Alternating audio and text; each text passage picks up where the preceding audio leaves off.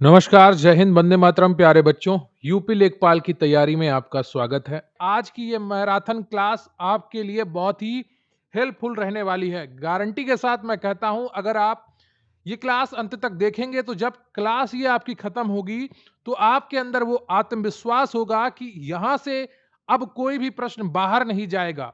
जितना भी आपके पॉलिटी और कॉन्स्टिट्यूशन का निचोड़ है, वो सब कुछ आज मैं लेकर आया हूं, सिर्फ और सिर्फ आपके लिए। तो वीडियो को लाइक कर लीजिएगा, चैनल पर नए हैं चैनल को सब्सक्राइब कर लीजिएगा, क्योंकि प्रश्न यहीं से आएगा। आप पढ़ते रहेंगे आप मेरे साथ तो आपको यकीन आएगा। चलिए शुरू करते हैं। तो हम शुरू करेंगे संविधान के निर्माण से। Making of constitution. भारत में संविधान सभा का गठन कैबिनेट मिशन योजना 1946 के तहत किया गया था। संविधान सभा की पहली बैठक 9 दिसंबर 1946 को हुई थी। सभा के अस्थायी अध्यक्ष डॉक्टर सच्चिदानंद सिन्हा थे। 11 दिसंबर 1946 को डॉक्टर राजेंद्र प्रसाद को स्थायी अध्यक्ष चुना गया। बीएन राव को संवैधानिक सलाहकार नियुक्त किया गया था। 13 दिसंबर 1946 को जवाहरलाल नेहरू ने उद्देश्य प्रस्ताव पेश किया, जो बाद में प्रस्तावना बना। प्रारूप समिति की अगर बात की जाए तो इसके अध्यक्ष डॉक्टर बी आर अंबेडकर थे। बार बार एग्जाम में पूछा जाता है, मोस्ट इंपॉर्टेंट है। प्रारूप समिति का गठन 29 अगस्त 1947 को हुआ था और इसमें 7 सदस्य थे। भारतीय संविधान को बनने में 2 साल 11 महीने और 18 दिन का समय लगा है, यह भी मोस्ट इंपॉर्टेंट है। संविधान को 26 नवंबर 1949 को अंगीकृत किया गया था। इस दिन को हम संविधान दिवस के रूप में मनाते हैं। मूल संविधान में 395 अनुच्छेद थे, 22 भाग थे और 8 अनुसूचियां थीं। वर्तमान में गणना की दृष्टि से लगभग 470 से अधिक अनुच्छेद और 12 अनुसूचियां हैं। संविधान पूर्ण रूप से 26 जनवरी 1950 को लागू हुआ था। राष्ट्रीय ध्वज को 22 जुलाई 1947 को अपनाया गया था। इसी कारण 22 जुलाई को झंडा दिवस के रूप में मनाया जाता है। बहुत ही इंपॉर्टेंट है, बार बार एग्जाम में पूछा जाता है। राष्ट्रीय गान और राष्ट्रीय गीत को 24 जनवरी 1950 को अपनाया गया। डॉक्टर बी आर अंबेडकर को भारतीय संविधान का पिता कहा जाता है, फादर ऑफ इंडियन कॉन्स्टिट्यूशन। संविधान सभा का चिन्ह सिंबल हाथी था। संविधान की मूल प्रति प्रेम बिहारी नारायण रायजादा द्वारा हस्तलिखित थी। प्रारूप समिति के 2 अन्य प्रमुख सदस्यों में के एम मुंशी और अल्लादी कृष्णा स्वामी अय्यर शामिल थे। अब हम बात करेंगे संविधान के स्रोत और प्रस्तावना की। मौलिक अधिकार संयुक्त राज्य अमेरिका के संविधान से लिए गए हैं। संसदीय प्रणाली ब्रिटेन से ली गई है। नीति निर्देशक तत्व आयरलैंड के संविधान से प्रेरित है। मौलिक कर्तव्य रूस तत्कालीन यूएसएसआर से लिए गए हैं। समवर्ती सूची का विचार ऑस्ट्रेलिया से लिया गया है। संविधान संशोधन की प्रक्रिया दक्षिण अफ्रीका से ली गई है। आपातकाल के दौरान मूल अधिकारों का निलंबन जर्मनी के वाइमर संविधान से लिया गया है। संघीय व्यवस्था कनाडा के मॉडल पर आधारित है। प्रस्तावना को संविधान की आत्मा और कुंजी कहा जाता है। 42वें संशोधन 1976 द्वारा प्रस्तावना में समाजवादी, पंथ निरपेक्ष और अखंडता शब्द जोड़े गए हैं। बहुत इंपॉर्टेंट है, एग्जाम में बार बार पूछा जाता है। प्रस्तावना में भारत को एक संपूर्ण प्रभुत्व संपन्न समाजवादी, पंथ निरपेक्ष, लोकतंत्रात्मक गणराज्य घोषित किया गया है। केशवानंद भारती केस 1973 में सुप्रीम कोर्ट ने माना कि प्रस्तावना संविधान का अभिन्न अंग है। इसी केस में मूल ढांचा का सिद्धांत दिया गया था। प्रस्तावना में 3 प्रकार के न्याय की बात कही गई है: सामाजिक, आर्थिक और राजनीतिक। गणराज्य का अर्थ है कि देश का प्रमुख राष्ट्रपति निर्वाचित होगा, ना कि वंशानुगत। तो भारत एक गणराज्य देश है। बेरूबारी यूनियन केस 1960 में कोर्ट ने कहा था कि प्रस्तावना संविधान का अंग नहीं है, जो बाद में बदल दिया गया। विधि द्वारा स्थापित प्रक्रिया जापान से ली गई है। एकल नागरिकता ब्रिटेन के संविधान से ली गई है। भारत में दोहरी नागरिकता का प्रावधान नहीं है, सिवाय ओसीआई के कुछ मामले में। नागरिकता के संविधान भाग 2 अनुच्छेद 5 से 11 में वर्णित है। जो नागरिकता के प्रावधान है वो संविधान में भाग 2 में अनुच्छेद 5 से 11 में वर्णित है। अनुच्छेद 11 संसद को अधिकार देता है कि वो नागरिकता के संबंध में कानून बना सके। अब हम बात करेंगे मौलिक अधिकारों की, फंडामेंटल राइट्स की। मौलिक अधिकार संविधान के भाग 3 में अनुच्छेद 12 से 35 तक वर्णित है। भाग 3 को भारत का मैग्ना कार्टा कहा जाता है। मूल संविधान में 7 मौलिक अधिकार थे, लेकिन अब 6 हैं। संपत्ति का अधिकार अब अनुच्छेद 300A के तहत केवल एक विधिक अधिकार है। पहले यह अनुच्छेद 31 में हुआ करता था। इसे 44वें संविधान संशोधन 1978 द्वारा मौलिक अधिकारों से हटा दिया गया है। अनुच्छेद 12 में राज्य की परिभाषा दी गई है। राज्य की परिभाषा अनुच्छेद 12 में भी दी गई है और अनुच्छेद 36 में भी दी गई है। अनुच्छेद 13 न्यायिक समीक्षा का आधार प्रदान करता है। समानता का अधिकार अनुच्छेद 14 से 18 तक है। अनुच्छेद 14 विधि के समक्ष समानता की बात करता है, इक्वेलिटी बिफोर लॉ। अनुच्छेद 15 धर्म, जाति, लिंग आदि के आधार पर भेदभाव का निषेध करता है, लेकिन कुछ परिस्थितियों में यह भेदभाव किया जा सकता है जिसके आधार पर आरक्षण की व्यवस्था लागू की गई है। अनुच्छेद 16 लोक नियोजन में अफसर की समानता की बात करता है, लेकिन कुछ परिस्थितियों में इसमें असमानता की बात भी की जा सकती है जिसके आधार पर आरक्षण सभी प्रकार के लागू हैं। अनुच्छेद 17 अस्पृश्यता का अंत, यह बहुत महत्वपूर्ण है, बार बार एग्जाम में पूछा जाता है। अनटचेबिलिटी बहुत महत्वपूर्ण है, कई बार एग्जाम में पूछा गया है। अनुच्छेद 18 उपाधियों का अंत, बहुत ही इंपॉर्टेंट है। केवल शिक्षा और सेना की उपाधि चलती है, बाकी सभी उपाधियां समाप्त कर दी गई हैं। स्वतंत्रता का अधिकार अनुच्छेद 19 से 22 तक है। अनुच्छेद 19 6 प्रकार की स्वतंत्रता देता है: भाषण, सभा, संघ, संचरण, निवास और वृत्ति यानी कि घूमने का। प्रेस की स्वतंत्रता अनुच्छेद 19(1)(a) में अंतर्निहित है। अनुच्छेद 20 अपराधों के लिए दोष सिद्धि के संबंध में संरक्षण प्रदान करता है। अनुच्छेद 21 प्राण और दैहिक स्वतंत्रता की बात करता है। अनुच्छेद 21(a) 6 से 14 वर्ष के बच्चों को निःशुल्क शिक्षा देने की बात करता है। यह 86th अमेंडमेंट 2002 के द्वारा जोड़ा गया है। तो 2002 में एक संविधान संशोधन किया जाता है जिसे 86वां संविधान संशोधन कहते हैं, और अनुच्छेद 21(a) संविधान में जोड़ा जाता है जिसमें 6 से 14 वर्ष के बच्चों को निःशुल्क शिक्षा के अधिकार की बात कही जाती है। निजता का अधिकार अनुच्छेद 21 का हिस्सा है। पुट्टा स्वामी केस में यह बताया गया। अनुच्छेद 22 गिरफ्तारी और निरोध से संरक्षण प्रदान करता है। शोषण के विरुद्ध अधिकार अनुच्छेद 23 और 24 में वर्णित है। अनुच्छेद 23 कहता है कि मानव दुर्व्यापार और बलात् श्रम पर रोक लगेगी। अनुच्छेद 24 कहता है कि 14 वर्ष से कम आयु के बच्चों को कारखानों में काम करने पर मनाही है, यानी कि उस पर रोक है। धार्मिक स्वतंत्रता अनुच्छेद 25 से 28 तक है। अनुच्छेद 25 अंतःकरण की और धर्म को मानने की स्वतंत्रता की बात करता है। सिखों द्वारा कृपाण धारण करना अनुच्छेद 25 के तहत सुरक्षित है। संस्कृति और शिक्षा संबंधी अधिकार अनुच्छेद 29 और 30 में वर्णित है। अनुच्छेद 29 अल्पसंख्यकों के हितों का संरक्षण की बात करता है। अनुच्छेद 30 अल्पसंख्यकों को शिक्षण संस्थान खोलने का अधिकार देता है। अनुच्छेद 32 संवैधानिक उपचारों का अधिकार है, जिसे डॉक्टर अंबेडकर ने संविधान की आत्मा और हृदय कहा है। इसके तहत सुप्रीम कोर्ट 5 प्रकार की रिट जारी करता है। ये 5 प्रकार की रिट है: बंदी प्रत्यक्षीकरण, हैबियस कार्पस, परमादेश यानी कि मैंडमस, प्रतिषेध यानी कि प्रोहिबिटेशन, उत्प्रेषण यानी कि सर्टियोरेरी, और अधिकार प्रेक्षा यानी कि क्यो वारंटो। तो इंग्लिश का भी आपको याद रखना है, क्योंकि कई बार पूछ लेता है कि ये हिंदी में है तो अंग्रेजी में इसको क्या कहते हैं। हाईकोर्ट अनुच्छेद 226 के तहत यह रिट जारी कर सकता है। मार्शल लॉ लागू होने पर अनुच्छेद 34 के तहत मूल अधिकार सीमित हो सकते हैं। राष्ट्रीय आपातकाल के दौरान अनुच्छेद 20 और 21 कभी निलंबित नहीं होते, केवल भारतीय नागरिकों को प्राप्त अधिकार हैं। अनुच्छेद 15, 16, 19, 29 और 30 विदेशियों को भी प्राप्त अधिकार हैं। अनुच्छेद 14, 20, 21, 21(a), 23, 24, 25 से 28। तो ये अंतर आप ध्यान रखिएगा भारतीय नागरिकों के लिए और विदेशी नागरिकों के लिए। अब हम बढ़ेंगे अगले भाग की तरफ, नीति निर्देशक तत्व और कर्तव्य यानी कि डीपीएसपी और ड्यूटीज। वीडियो को लाइक कर लीजिएगा, चैनल पर नए हैं चैनल को सब्सक्राइब कर लीजिएगा। नीति निर्देशक तत्व संविधान के भाग 4 पार्ट 4 में अनुच्छेद 36 से 51 तक है। इनका उद्देश्य कल्याणकारी राज्य की स्थापना करना है।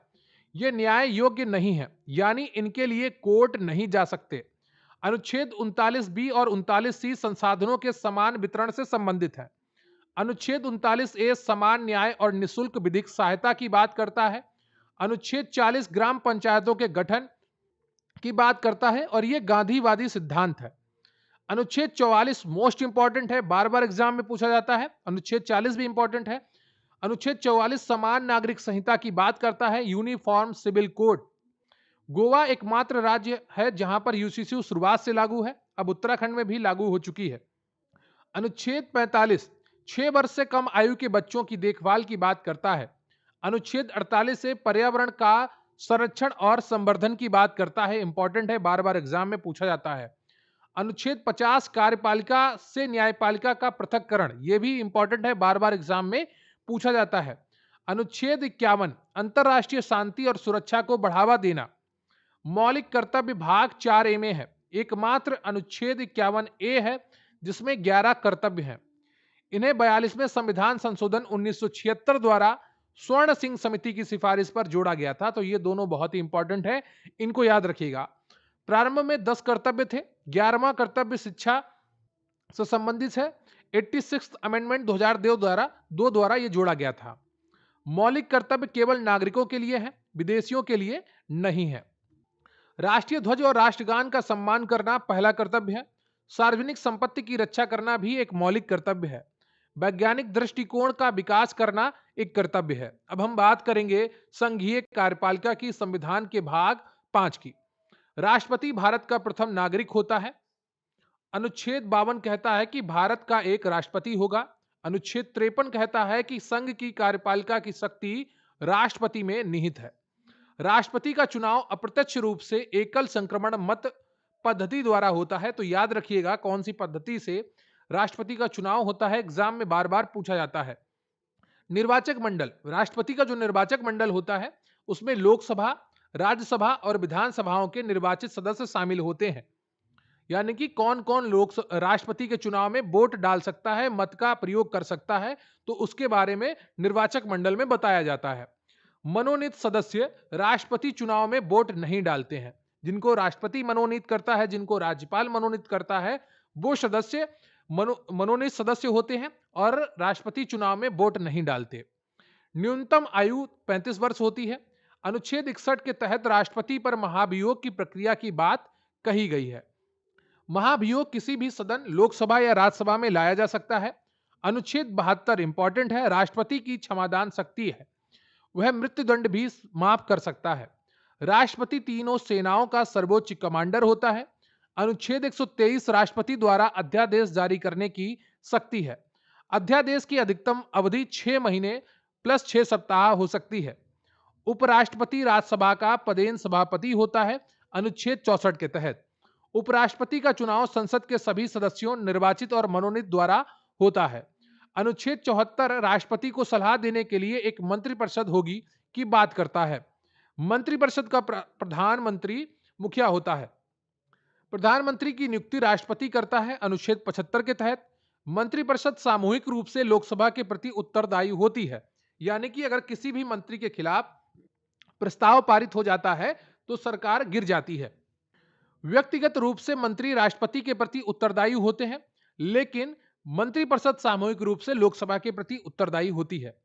यदि प्रधानमंत्री इस्तीफा दे दें तो पूरे मंत्रिपरिषद को भंग करना होता है, यानी कि पूरी मंत्रिपरिषद भंग हो जाती है। कोई भी मंत्री बिना संसद सदस्य बने अधिकतम 6 महीने तक मंत्री या प्रधानमंत्री रह सकता है। महान्यायवादी अनुच्छेद 76 में वर्णित है। महान्यायवादी भारत सरकार का सर्वोच्च विधि अधिकारी होता है और मोस्ट इंपॉर्टेंट है, बार बार एग्जाम में पूछा जाता है। महान्यायवादी संसद की बैठक में भाग ले सकता है लेकिन वोट नहीं दे सकता। अनुच्छेद 108 संयुक्त अधिवेशन का प्रावधान करता है। संयुक्त अधिवेशन राष्ट्रपति बुलाता है लेकिन अध्यक्षता लोकसभा अध्यक्ष करता है। धन विधेयक के मामले में संयुक्त अधिवेशन नहीं हो सकता है। निर्विरोध चुने जाने वाले एकमात्र राष्ट्रपति नीलम संजीव रेड्डी थे।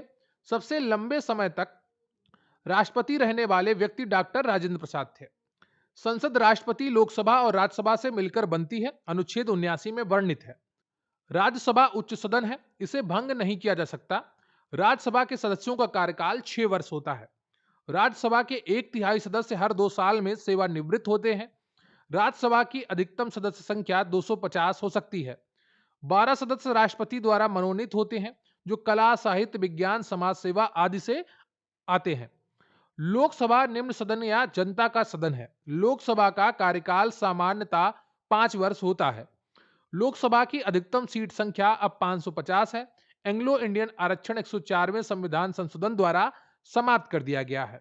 लोकसभा चुनाव लड़ने के लिए न्यूनतम आयु 25 वर्ष होनी चाहिए। राज्यसभा के लिए न्यूनतम आयु 30 वर्ष होती है। धन विधेयक केवल लोकसभा में पेश किया जा सकता है, जो कि अनुच्छेद 110 में वर्णित है। कोई विधेयक धन विधेयक है या नहीं, इसका निर्णय लोकसभा अध्यक्ष करता है। राज्यसभा धन विधेयक को अधिकतम 14 दिन तक रोक सकती है। अनुच्छेद 112 में वार्षिक वित्तीय विवरण की बात की गई है, जिसे हम बजट कहते हैं। बजट शब्द का कहीं पर भी संविधान में प्रयोग नहीं किया गया है। शून्यकाल भारतीय संसदीय प्रक्रिया की देन है। यह प्रश्नकाल के तुरंत बाद का होता है, यानी कि दोपहर 12 बजे का समय। कोरम सदन की कार्रवाई चलाने के लिए कुल सदस्यों का 1/10 होना आवश्यक है। प्रोटेम स्पीकर की नियुक्ति राष्ट्रपति करता है, जो नए सदस्यों की को शपथ दिलाता है। लोक लेखा समिति में 22 सदस्य 15 लोकसभा प्लस 7 राज्यसभा के होते हैं। इसे प्राक्कलन समिति की जुड़वा बहन कहा जाता है।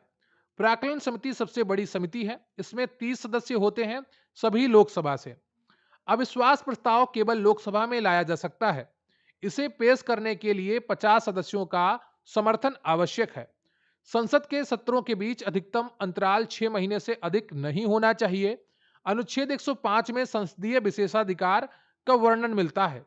लोकसभा अध्यक्ष अपना त्यागपत्र उपाध्यक्ष को देता है। पहले लोकसभा अध्यक्ष जीवी मावलंकर थे। 10वीं अनुसूची दल बदल से संबंधित है, जो 52वें संविधान संशोधन द्वारा 1985 में जोड़ी गई है। दल बदल के आधार पर अयोग्यता का फैसला अध्यक्ष या सभापति करते हैं। अब हम बात करेंगे भारतीय संविधान में न्यायपालिका की। भारत में एकीकृत न्यायपालिका की व्यवस्था है। सुप्रीम कोर्ट का गठन अनुच्छेद 124 के तहत होता है। वर्तमान में सुप्रीम कोर्ट में कुल 34 न्यायाधीश हैं, 33 प्लस 1 सीजीआई। सुप्रीम कोर्ट की जजों की नियुक्ति कॉलेजियम की सिफारिश पर राष्ट्रपति करता है।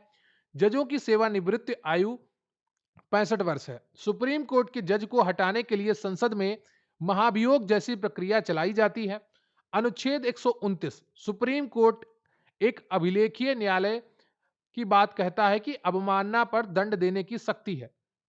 कोर्ट ऑफ रिकॉर्ड, यानी कि अगर जो सुप्रीम कोर्ट ने आदेश दिया है वो दूसरे कोर्ट में भी उदाहरण के तौर पर प्रयोग किया जा सकता है, कानून के तौर पर प्रयोग किया जा सकता है। अनुच्छेद 143 राष्ट्रपति सुप्रीम कोर्ट से परामर्श मांग सकता है, लेकिन राष्ट्रपति इसके लिए बाध्य नहीं होता है कि वो सुप्रीम कोर्ट के परामर्श को माने। न्यायिक समीक्षा की शक्ति सुप्रीम कोर्ट और हाई कोर्ट दोनों के पास है। जनहित याचिका पीआईएल के जनक पीएन भगवती माने जाते हैं। हाई कोर्ट का गठन अनुच्छेद 214 के तहत होता है। वर्तमान में भारत में 25 उच्च न्यायालय हैं। हाई कोर्ट की जजों की सेवानिवृत्ति आयु 62 वर्ष होती है। इंपॉर्टेंट है, एग्जाम में अक्सर पूछ लिया जाता है। इलाहाबाद हाई कोर्ट में भारत का सबसे बड़ा हाई कोर्ट है जजों की संख्या के मामले में। 2 या 2 से अधिक राज्यों के लिए एक साझा हाई कोर्ट हो सकता है। अनुच्छेद 231 में यह वर्णित है। कमेंट करके बताइएगा किन राज्यों के लिए साझा हाई कोर्ट काम करता है। जिला जजों की नियुक्ति राज्यपाल करता है हाई कोर्ट की सलाह पर। सुप्रीम कोर्ट नई दिल्ली में स्थित है।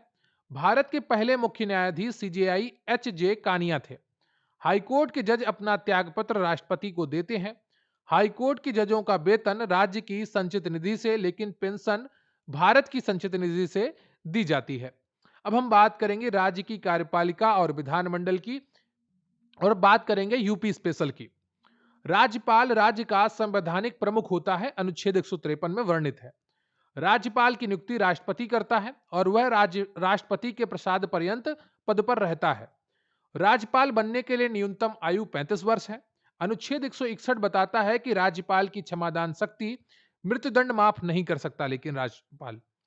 मुख्यमंत्री की नियुक्ति राज्यपाल करता है। अनुच्छेद 164 के तहत राज्य विधानमंडल में राज्यपाल विधानसभा और विधान परिषद जहां हो शामिल होते हैं। विधान परिषद का सृजन या समाप्ति अनुच्छेद 169 के तहत संसद करती है। वर्तमान में 6 राज्यों में विधान परिषद है। यूपी, बिहार, महाराष्ट्र, कर्नाटक, आंध्र प्रदेश और तेलंगाना।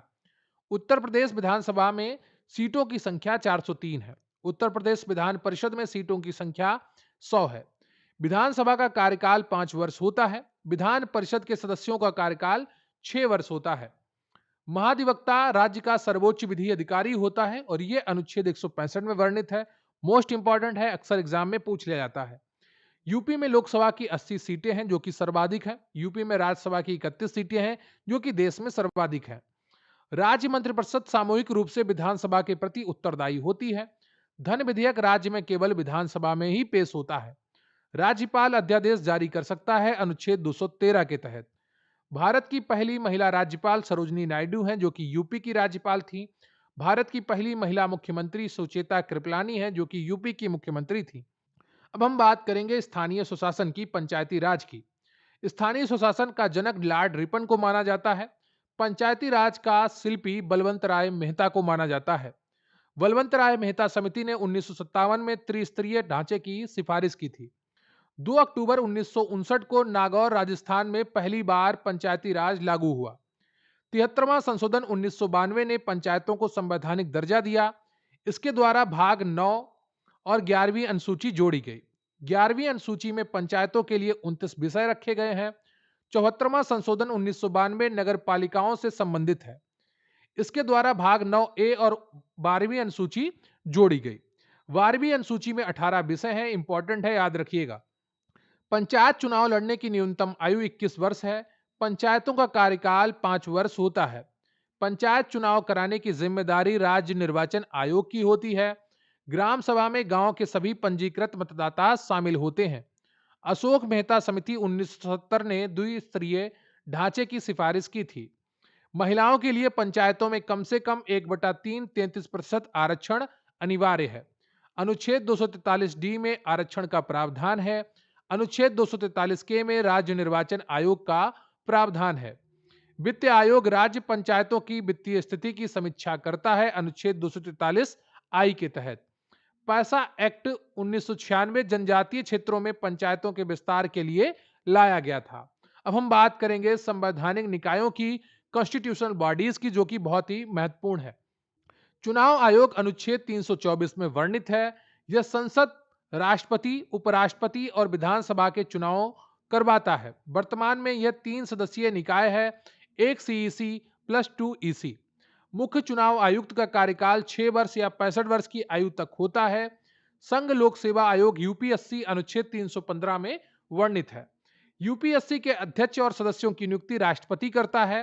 राज्य लोक सेवा आयोग एसपीएससी के सदस्यों की नियुक्ति राज्यपाल करता है, लेकिन एसपीएससी के सदस्यों को हटा केवल राष्ट्रपति सकता है। वित्त आयोग का गठन अनुच्छेद 280 के तहत राष्ट्रपति करता है। यह केंद्र और राज्यों के बीच कर वितरण की सिफारिश करता है। वित्त आयोग का गठन हर 5 वर्ष पर होता है। सीएजी नियंत्रक एवं महालेखा परीक्षक अनुच्छेद 148 में वर्णित है। लाखों बार एग्जाम में पूछा जा चुका है और अगली बार भी आपके एग्जाम में पूछा जाएगा, इसकी गारंटी है। सीएजी को सार्वजनिक धन का संरक्षक कहा जाता है। सीएजी अपना प्रतिवेदन राष्ट्रपति को सौंपता है। राष्ट्रीय अनुसूचित जाति आयोग एनएससी अनुच्छेद 338 में है। राष्ट्रीय अनुसूचित जनजाति आयोग एनसीएसटी अनुच्छेद 338A में है। यह 89th संशोधन द्वारा जोड़ा गया था। राष्ट्रीय पिछड़ा वर्ग आयोग एनसीबीसी अनुच्छेद 338B में है। यह 102वें संशोधन द्वारा जोड़ा गया था। भाषाई अल्पसंख्यक अधिकारी अनुच्छेद 350B में है। जीएसटी परिषद अनुच्छेद 279A में है। जीएसटी परिषद का अध्यक्ष केंद्रीय वित्त मंत्री होता है। वर्तमान में कौन जीएसटी परिषद का अध्यक्ष है, कमेंट बॉक्स में बताइएगा।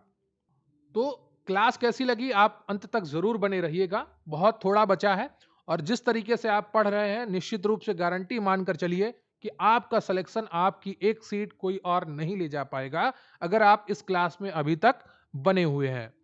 आपातकाल और संशोधन की अगर बात की जाए तो संविधान में 3 प्रकार के आपातकाल हैं जो भाग 18 में वर्णित है। राष्ट्रीय आपातकाल अनुच्छेद 352 के तहत लगता है। यह युद्ध, बाह्य आक्रमण या सशस्त्र विद्रोह के आधार पर लगता है। भारत में अब तक 3 बार राष्ट्रीय आपातकाल लगा है, 1962 में, 1971 में और 1975 में। सशस्त्र विद्रोह शब्द 44वें संशोधन 1978 द्वारा आंतरिक अशांति की जगह जोड़ा गया है। राष्ट्रपति शासन अनुच्छेद 356 के तहत राज्यों में लगता है। सबसे पहले राष्ट्रपति शासन पंजाब 1951 में लगा था। सबसे ज्यादा बार राष्ट्रपति शासन उत्तर प्रदेश और मणिपुर में लगा है। वित्तीय आपातकाल अनुच्छेद 360 में है। भारत में अभी तक एक बार भी वित्तीय आपातकाल नहीं लगा है। तो जो सबसे ज्यादा बार उत्तर प्रदेश और मणिपुर में राष्ट्रपति शासन लगा है, ये 10-10 बार लग चुका है। और अवधि की अगर बात की जाए तो सबसे ज्यादा अवधि तक जम्मू कश्मीर में राष्ट्रपति शासन लगा है और उसके बाद पंजाब में। भारत में अभी तक एक बार भी वित्तीय आपातकाल नहीं लगा है। संविधान संशोधन प्रक्रिया अनुच्छेद 368 में है, भाग 20 के तहत। संशोधन विधेयक किसी भी सदन में पेश किया जा सकता है। पहला संशोधन 1951 में 9वीं अनुसूची जोड़ी गई थी, जो भूमि सुधार से संबंधित थी। 7वां संशोधन 1956 में राज्यों के पुनर्गठन से संबंधित था। 42वां संशोधन 1976 को लघु संविधान कहा जाता है। 61वां संशोधन 1989 मतदान की आयु 21 से घटाकर 18 वर्ष की गई। 69वां संशोधन 1991 दिल्ली को राष्ट्रीय राजधानी क्षेत्र बनाया गया। 86 संशोधन 2002 शिक्षा के अधिकार को जोड़ा गया अनुच्छेद 21A में। 101वां संशोधन 2016 जीएसटी को लागू किया गया। 103वां संशोधन 2019 ईडब्ल्यूएस को 10% तक आरक्षण दिया गया। 104वां संशोधन 2020 एससी एसटी आरक्षण 10 साल बढ़ा और एंग्लो इंडियन सीटें समाप्त की गईं।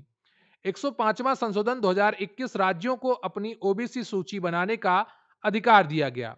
106वां संशोधन 2023 नारी शक्ति वंदन अधिनियम लोकसभा विधानसभा में और महिलाओं को 33% आरक्षण देने की बात कही गई। साधारण बहुमत से नए राज्यों का निर्माण अनुच्छेद 30 संशोधन नहीं माना जाता है, अनुच्छेद 368 के तहत। ठीक है, तो साधारण बहुमत से जो नए राज्य बनते हैं वो अनुच्छेद 3 के तहत होता है और यह संशोधन नहीं माना जाता है अनुच्छेद 368 के तहत। संविधान के मूल ढांचे में संशोधन नहीं किया जा सकता है। केशवानंद भारती केस में यह स्पष्ट हुआ था। अब बात करेंगे हम अनुसूचियों और अन्य महत्वपूर्ण तथ्यों की। पहली अनुसूची राज्यों और केंद्र शासित प्रदेशों के नामों से संबंधित है। दूसरी अनुसूची वेतन और भत्तों से संबंधित है। इसमें उपराष्ट्रपति का वेतन नहीं वर्णित होता है, क्योंकि उपराष्ट्रपति को जो वेतन मिलता है वो राज्यसभा के सभापति के रूप में मिलता है। तीसरी अनुसूची जो है वो शपथ और प्रतिज्ञान से संबंधित है। चौथी अनुसूची राज्यसभा में सीटों के आवंटन से संबंधित है। पांचवी अनुसूची अनुसूचित क्षेत्रों के प्रकाशन से संबंधित है, प्रशासन से। छठवीं अनुसूची असम, मेघालय, त्रिपुरा और मिजोरम के जनजातीय क्षेत्र से संबंधित है। सातवीं अनुसूची शक्तियों के विभाजन से संबंधित है। यहां पर 3 सूची मिलती हैं: संघ सूची, राज्य सूची, समवर्ती सूची। संघ सूची के विषय पर सिर्फ संघ सरकार, केंद्र सरकार कानून बना सकती है। राज्य सूची के विषय पर राज्य सरकार कानून बना सकती है। समवर्ती सूची के विषय पर दोनों कानून बना सकते हैं, लेकिन कानून लागू होगा संघ का अगर एक ही विषय पर दोनों ने कानून बना दिया है। और राज्य सूची के विषय पर भी संघ में कानून बनाया जा सकता है, संसद में कानून बनाया जा सकता है। उसका प्रावधान अलग है, फिर कभी उस पर चर्चा करेंगे। संघ सूची में मूलतः 97 विषय थे, अब 100 हैं। रक्षा, रेलवे, विदेश, बैंकिंग प्रमुख है। राज्य सूची में 66 विषय थे, अब 61 हैं। पुलिस, कृषि और स्वास्थ्य प्रमुख है। समवर्ती सूची में मूलतः 47 विषय थे, अब 52 हैं। शिक्षा, वन विभाग आदि प्रमुख हैं। 8वीं अनुसूची में 22 मान्यता प्राप्त भाषाएं हैं। मूल रूप से 14 भाषाएं थीं। सिंधी 21वें, कोंकणी, मणिपुरी, नेपाली 71वें और बोडो, डोगरी, मैथिली, संथाली 92वें संविधान संशोधन द्वारा जोड़ी गई। अंग्रेजी 8वीं अनुसूची में शामिल नहीं है। 9वीं अनुसूची न्यायिक समीक्षा से परे कानून की बात करता है। 10वीं अनुसूची दल बदल कानून की बात करती है। राजभाषा भाग 17 अनुच्छेद 343 से 351 में वर्णित है। अनुच्छेद 343 के अनुसार संघ की राजभाषा हिंदी और लिपि देवनागरी है। राष्ट्रीय आपातकाल के दौरान राज्य सूची के विषयों पर संसद कानून बना सकती है। सरकारी आयोग केंद्र और राज्य संबंधों से संबंधित है। तो सरकारिया जो आयोग बना था वो केंद्र और राज्यों से संबंधित था। पुंछी आयोग भी केंद्र राज्य संबंधों पर बना था। योजना आयोग की जगह अब नीति आयोग काम करता है, जो 1 जनवरी 2015 से संचालित है। नीति आयोग एक संवैधानिक निकाय नहीं है। नीति आयोग का अध्यक्ष प्रधानमंत्री होता है। लोकपाल शब्द सबसे पहले एल.एम. सिंघवी ने दिया था। भारत के पहले लोकपाल पिनाकी चंद्र घोष थे। वर्तमान में ए.एम. खानविलकर है। सूचना का अधिकार आरटीआई अधिनियम 2005 में लागू हुआ। यह एक विधिक अधिकार है। मानवाधिकार आयोग एनएचआरसी एक सांविधिक निकाय है, संवैधानिक नहीं। केंद्रीय सत्कर्ता आयोग सीवीसी संथानम समिति की सिफारिश पर बना है। परिसीमन आयोग चुनाव क्षेत्रों की सीमा तय करता है। अंतर्राज्यीय परिषद अनुच्छेद 263 में है। जम्मू और कश्मीर पुनर्गठन अधिनियम 2019 में लागू हुआ। अनुच्छेद 370 हटा दिया गया। लद्दाख अब एक बिना विधानसभा वाला केंद्र शासित प्रदेश है। दादरा नगर हवेली और दमन द्वीप का विलय 2020 में हुआ है। वर्तमान में भारत में 28 राज्य और 8 केंद्र शासित प्रदेश हैं। तो ये रहे आपके 300 महत्वपूर्ण वन लाइनर जो आपके संविधान और राज्य व्यवस्था से संबंधित थे। उम्मीद करता हूं आपने क्लास को बहुत ही एंजॉय किया होगा। तो इस वीडियो को लाइक करिए, चैनल पर नए हैं चैनल को सब्सक्राइब करिए, अपने दोस्तों के साथ वीडियो शेयर करिए और कमेंट करके हमें बताइएगा कि आज का ये सेशन आपको कैसा लगा। अगर आप ये 300 वन लाइनर्स की पीडीएफ पाना चाहते हैं तो स्क्रीन पर अभी आपको एक व्हाट्सएप नंबर दिख रहा होगा, वहां पर आप हमें मैसेज करें और इस पीडीएफ्स को आप प्राप्त कर सकते हैं। इसके अलावा हमारे चैनल पर यूपी लेखपाल और लोअर पीसीएस का पूरा कंटेंट उपलब्ध है। जिसको भी अच्छे से तैयारी करनी है वो हमारे साथ जुड़ सकता है।